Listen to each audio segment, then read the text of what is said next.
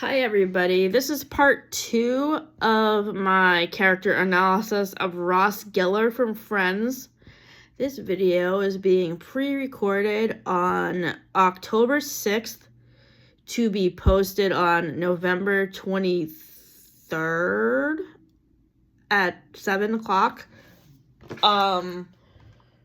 So today we are talking about Ross Gellar. In the first part of this analysis, we went through all of the episodes that he was featured in, or quite a few of them, maybe not all of them. And we talked about the good, the bad, and the ugly.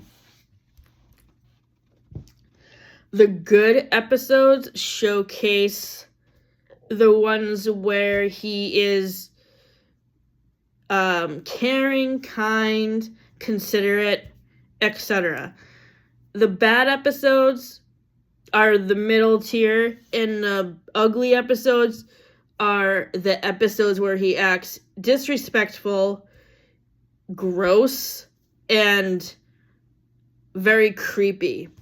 So we are going to talk, this video is a reaction video to a video that I have watched on the YouTube channel The Take called Ross is a Toxic Friend.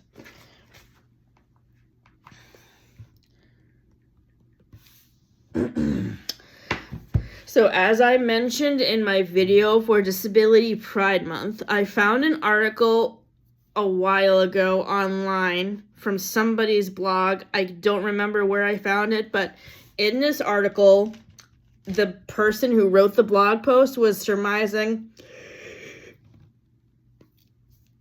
that Ross and Monica could both be neurodivergent, and what she came up with for why she thinks Ross is neurodivergent is because he is very hyperfixated on a certain interest.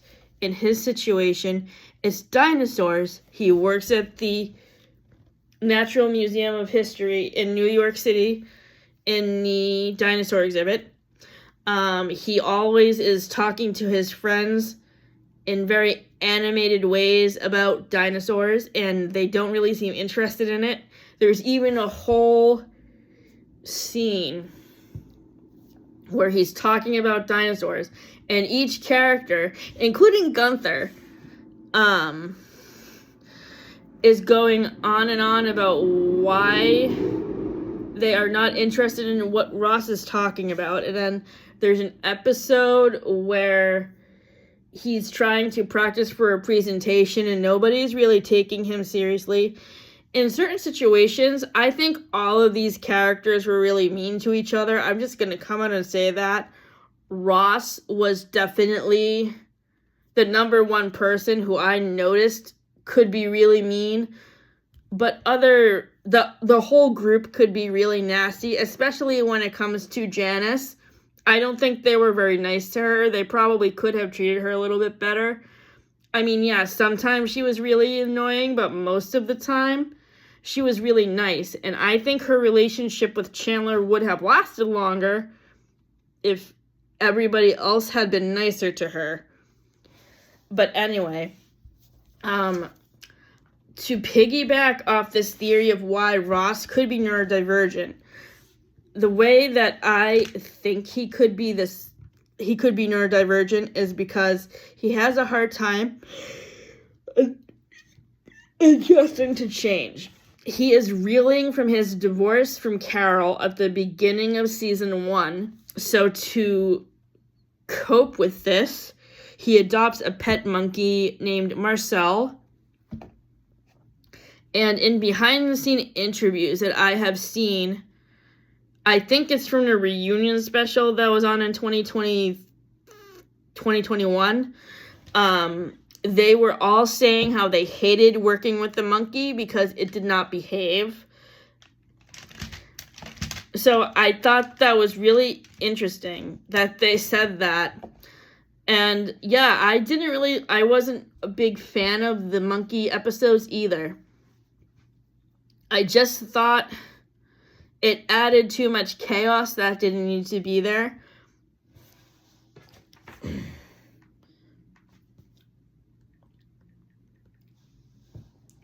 The next toxic trait that Ross has is his lack of immaturity. This is shown in various episodes. The first episode it is primarily shown in is the one with the Princess Leia fantasy. So in this episode, he tells Rachel that when he was a teenager, he always had a fantasy of Princess Leia from Star Wars in a gold bikini. And he asks Rachel to perform this fantasy for him to, like, pleasure him in bed. So I'm not a big fan of Star Wars, so I can't say I would really liked this aspect of the episode. As far as Ross being mature, yes, I mean, let's be real. His relationship, his whole plot development of his relationship with Rachel is based on a fantasy that he has had about them being together since he was in high school that he never let go of. So he's kind of obsessed with the idea of her, not the idea of actually being with her in a relationship, but the idea of having her present or something. Because basically, during their relationship, I can't even see why people rooted for Ross and Rachel, because they spent the first couple of seasons of Friends insulting each other's jobs. And then when Rachel got the job at Bloomingdale's, Ross was overly controlling and possessive of her and did all these things where she sent stuff to her office. And, they get into a huge fight over it, and he explains to her that the reason why he did that was because he was afraid of losing her because of what happened with his marriage falling apart. In my personal opinion, and I know that people that comment on these videos about Ross share this opinion, because I saw it all over the comment section for this video that I watched for research for this video, is that Ross did not need a relationship. He did not need Rachel. He did not need any woman, because even when Rachel and him were dating other people, they would sabotage each other's relationships. That's what Ross did with Mark. That's what Rachel did by showing up at the wedding to Emily. Oh, and that's another lack of maturity point I wanted to make. The whole plotline with marrying Emily made no sense to me. He asked her to marry her without even getting to know her very well. He was ready to leave his son in the United States and marry another woman in another country without even taking into consideration the fact that he was co-parenting his infant son with Carol and Susan. And yeah, so was Emily the villain in the situation? No. I mean, I've never been in a situation where somebody has showed up at my wedding and my partner said the wrong name at the altar. But, I think Emily's anger at Ross was justified because she was hurt and embarrassed by what happened at the wedding. And she was mad at Rachel, and her anger was justifiable. I read in James Burrows' so I have also read the memoir of the director of Friends, and he mentioned in his book that Helen Baxendale, who played Emily, and David Schwimmer, who played Ross, did not really get along really well. So that could have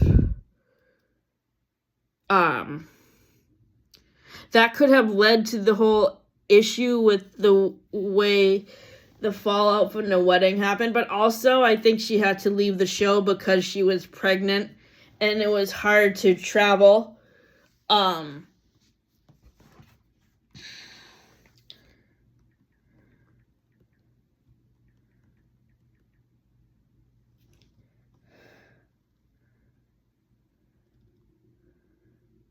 The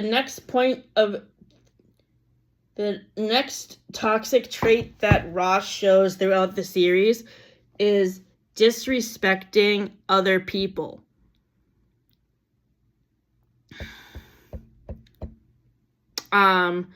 This is shown from the jump because he's not really over his breakup with Carol, and he resents her partner Susan for pretty much the whole series because she's the one who broke up their marriage, and he basically demeans Carol because she's a lesbian and puts her down, which is not a nice thing. I mean, it was very sweet of him to fill in for her dad at her wedding when she doesn't show up because he doesn't support the marriage to Carol and Susan. But I can't really say that Ross is that supportive of Carol and Susan either because he insults them. So, and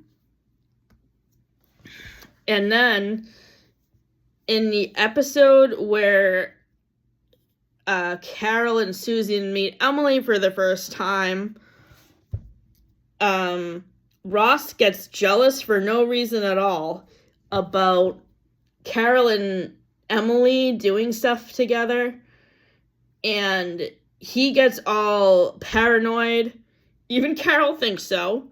He gets all paranoid about Emily and Susan doing stuff together and the fact that she could possibly leave Carol for Emily, but he doesn't take into consideration that maybe Emily and Susan would have common interests, and that's why they are hanging out with each other.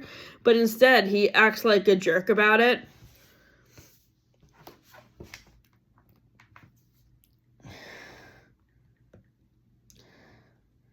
Another example about being insulting to his friends appear in season 2. In the first episode is the one with the cat. This is the one where a lost cat walks into Central Park and Phoebe thinks that it's her dead mother being reincarnated as a cat. Joey, Chandler, Rachel, and Monica support Phoebe in this idea even though they know it probably isn't true. But I think the problem is they're afraid to hurt her feelings and they are being nice to her. But Ross is blunt and honest about it, which is another neurodivergent trait that I noticed about him. That he's very blunt in what he says to Phoebe about the cat not being her dead mom. And, like, I felt really bad for Phoebe in this episode because she obviously has a hard time with the fact that she lost her stepmom at age 13 to suicide. And she has a lot of trauma because she was abandoned by her dad, who shows up in the one with Joey's bag when the grandmother has the funeral. And yeah, he could have handled that situation a little bit better. And then the other episode where he insults his friends is in the one with 5 steaks and an eggplant, where he is basically insulting Joey and Rachel and Phoebe for not having enough money to do stuff with them. I really don't like that episode. I mean, I like the scene where they're all at the restaurant and having a conversation about their financial disparity. I thought that scene was really important. But the fact that then Ross gets them all tickets to a concert and he demeans them meaning Phoebe and Rachel and Joey, for not having enough money, it just really bothers me that he was so insensitive. A toxic trait that I will get to in a later video is, or a later blog post on the Blogger blog, is Ross's relationship with Elizabeth. Not that I haven't already talked about it before, but I'm going to also compare and contrast how age gap relationships show up in Friends and Gilmore Girls, because as I have said, I have a fan theory that Ross and Monica are related to Paris, who is Rory's friend. They're just one generation apart. And then the other thing that I've mentioned in previous videos that is a toxic trait of Ross is his homophobia. I've already talked about Carol and Susan and how he demeans them, but he also tries to enforce heteronormative stereotypes on Ben because he sees him playing with a Barbie and the one with the metaphorical tunnel. And Carol and Susan are not the only people who point out that he's acting like a loser in this episode. Rachel and Monica also point that out, and Monica is quick to point out that Ross experimented with his own sexuality as a kid because he borrowed his mom's dresses and jewelry. So he explains the reason why he's so homophobic in the one with the male nanny, where he's talking to Sandy, who is played by Freddie Prinze Jr. In the one with the male nanny, Rachel and Ross are interviewing nannies for Emma, and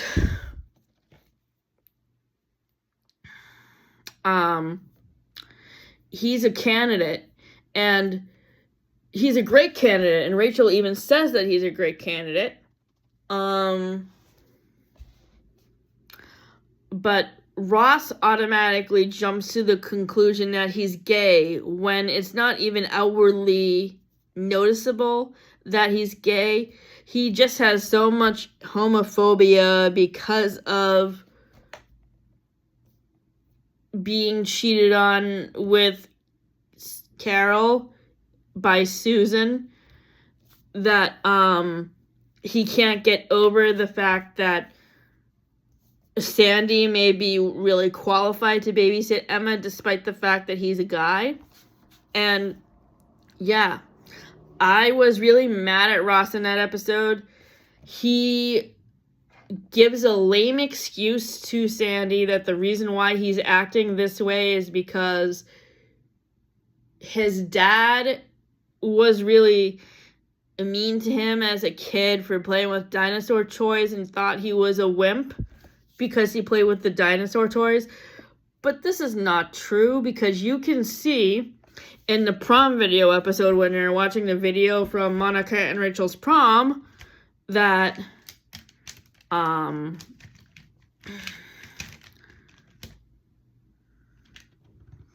that Jack is the more caring and supportive parent, and he is rooting. He's in Ross's corner, and he really wants Ross to go after Rachel to be able to take her to the prom after she ends up leaving with her date who shows up at the last minute. So do I have any theories for what happened to Ben at the end of... So the last episode Ben appears in is the episode where Phoebe gets the Pac-Man machine for Monica and Chandler for an engagement present, and she swears because she loses, and then Ross walks in the door and covers Ben's ears because he hears Phoebe swear. So I took that scene into consideration of what happened to Ben. So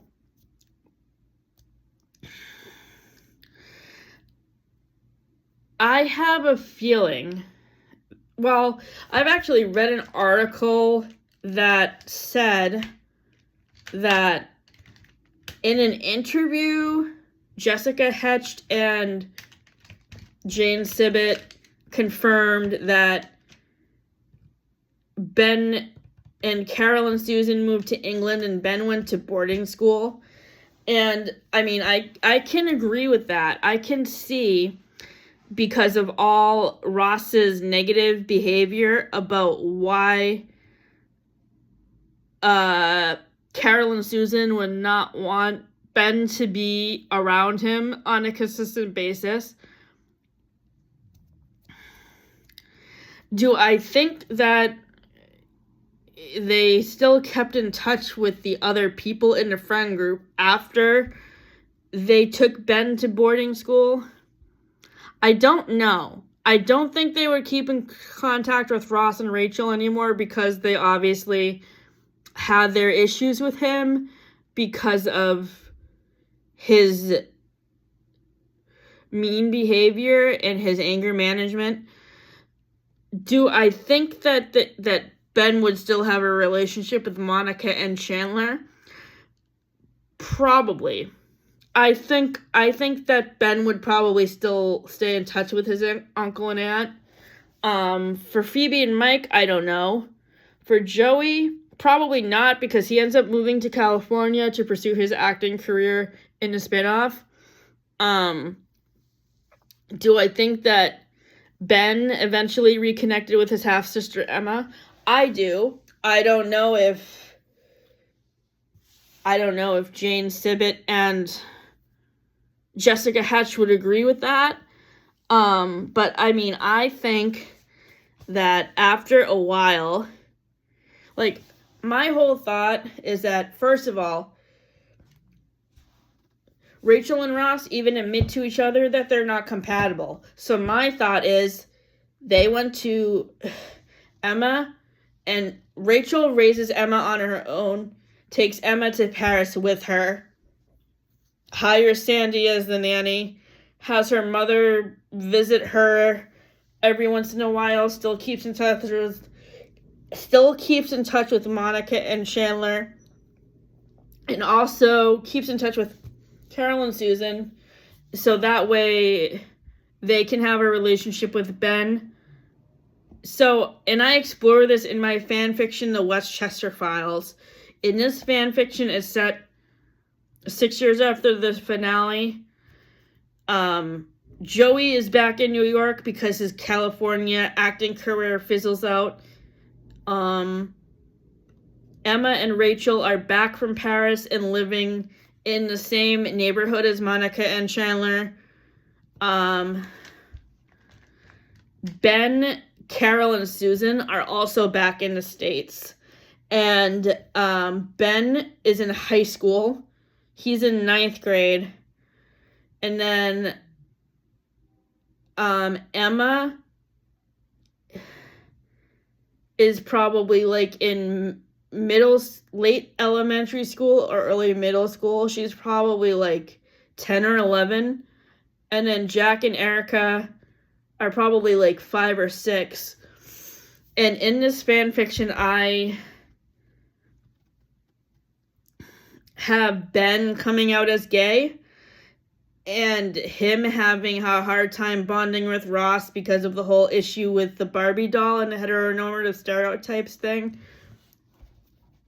And then I also have Emma coming out as bisexual later on when she has graduated from high school. And obviously she doesn't have a good relationship with Ross. She doesn't have a good relationship with Ross because she feels abandoned by him because he doesn't go to Paris. Ross, I think, could have gone to Paris with Rachel and Emma because he had tenure from the university, and his university that he was working at, which I think was NYU. They could have probably gotten him a job at a university in London. He could have taught there on sabbatical to help Rachel raise Emma. But he obviously... Rachel gets off the plane at the end of the finale, which I never agreed with. She should have just stuck to her guns and gone to Paris. Because, as I was saying, Ross and Rachel even agree in the one where Monica sings that they're not compatible, and yet they still end up together in the end, which didn't make sense. If they knew going into the end parts of the end of the seasons that they were not compatible, I don't understand.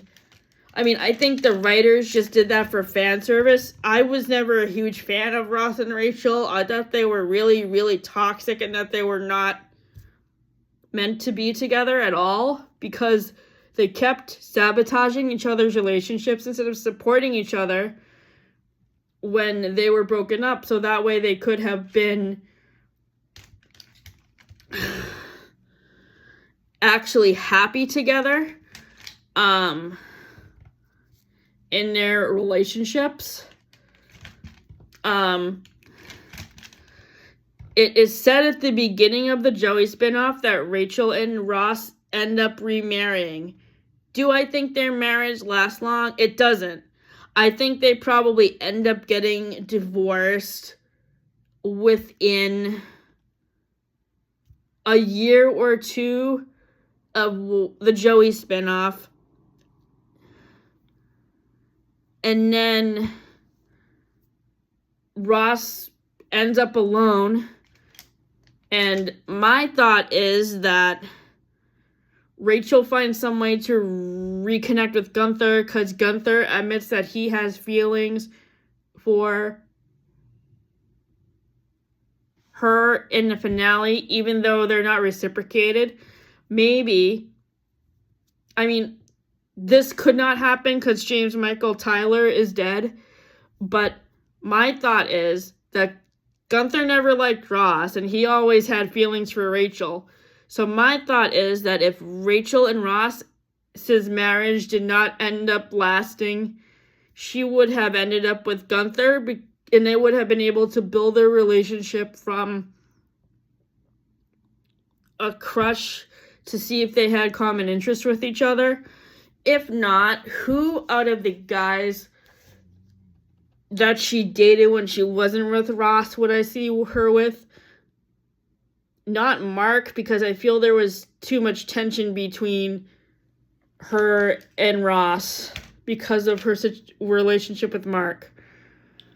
I either saw Rachel with Joey or maybe Gavin. And then I saw Ross with Julie or Mona. If his marriage to Rachel didn't end up lasting. Those are just my thoughts. What do you think? If Rachel and Ross ended up marrying, but their marriage didn't end up lasting, who would you see them ending up with? Way down in the comments below. Have a great night.